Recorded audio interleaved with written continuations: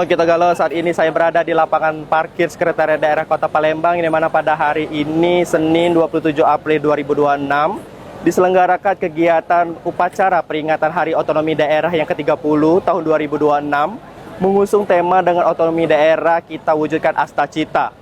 Seperti apa suasana upacara yang berlangsung? Berikut liputannya.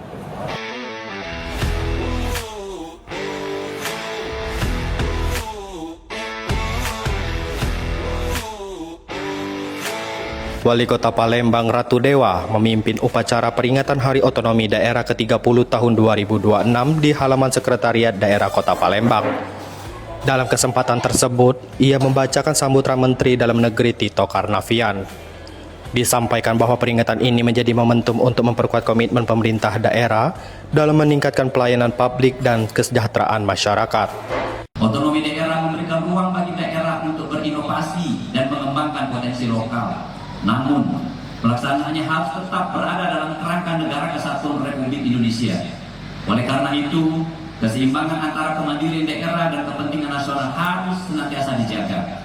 Saya juga mengajak seluruh kepala daerah untuk terus menghadirkan kebijakan yang berpihak kepada masyarakat, terutama dalam menghadapi berbagai tantangan global, seperti ketahanan pangan, stabilitas ekonomi, perubahan iklim, serta perkembangan teknologi. Dengan mengusung tema dengan otonomi daerah kita wujudkan Asta Cita, keberhasilan pembangunan dinilai sangat bergantung pada sinergi antara pemerintah pusat dan daerah. Namun masih terdapat sejumlah tantangan seperti integrasi perencanaan yang belum optimal, birokrasi yang belum sepenuhnya berorientasi hasil, serta ketimpangan layanan dasar di beberapa wilayah. Pemerintah daerah pun didorong untuk meningkatkan kualitas layanan, memperkuat ketahanan daerah, serta menghadirkan kebijakan yang berpihak kepada masyarakat secara efektif dan efisien.